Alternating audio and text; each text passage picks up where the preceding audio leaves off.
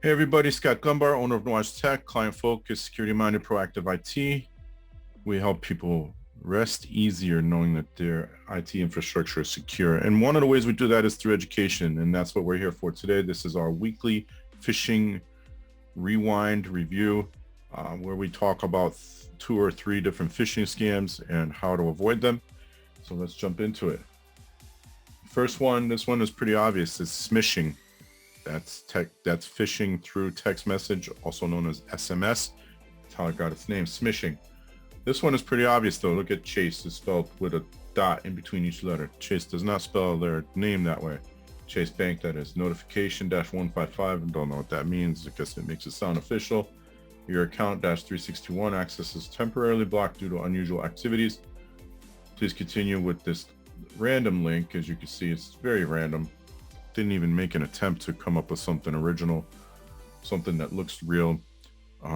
Fake URL, spelled Chase wrong. They're hoping that they can just send this to everybody. I received this text message personally. They're hoping that they can just send this to everybody and, you know, hope and pray, spray and pray method. So hopefully somebody has a Chase account and doesn't realize what their account number is and doesn't realize this is a fake URL. All obvious signs that this is a phishing attack. I don't even have Chase Bank, but here you have it.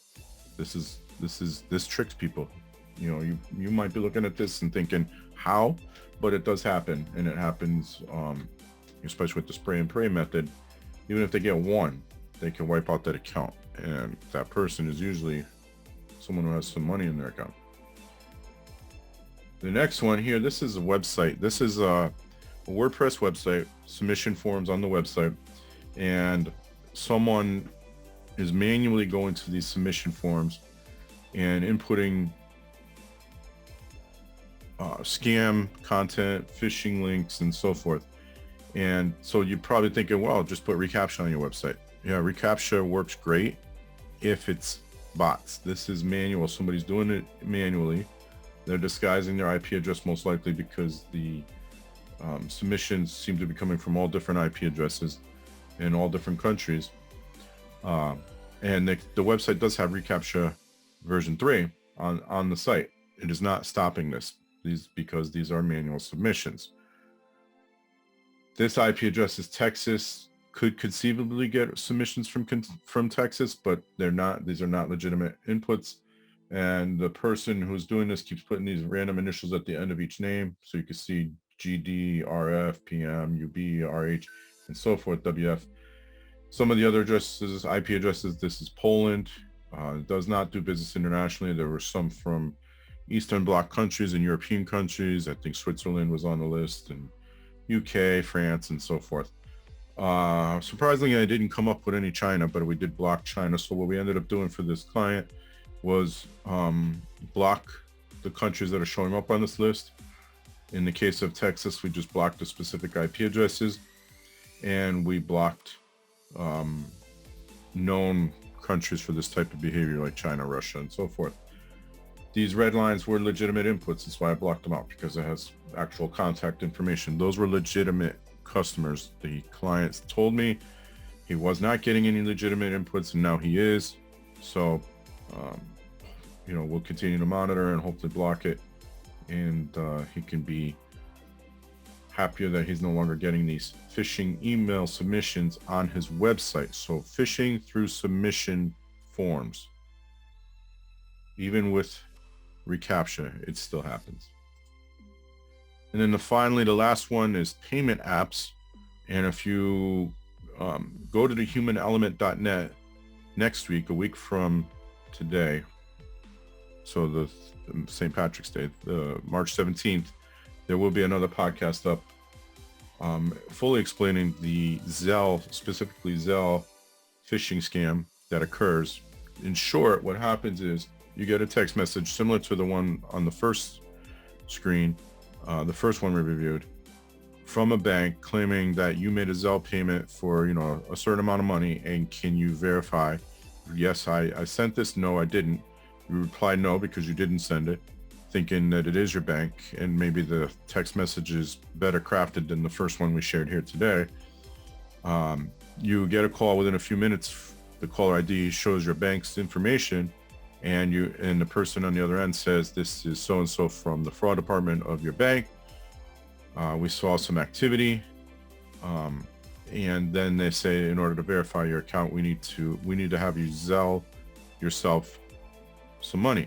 So they'll say Zelle $3,000 to your phone number, and you're thinking, well, I set my phone number up, or I configured my Zelle account with my phone number. It's my phone number. In reality, you configured it with an email address, and someone else, while this is occurring, claimed your phone number. You received the verification text message. The fraud, air quotes, the fraud person on the other line, on the other end says, can you verify the code that we just sent you? You verify. They now have ownership of your phone number, and you're selling money to them instead of yourself. And this is happening to, I think I saw, not just Zelle, but in all the payment apps. I think I saw 18 million people last year. So roughly 5% of the US population. And in some cases being scammed out of tens of thousands of dollars. Some cases a few hundred, some cases tens of thousands of dollars.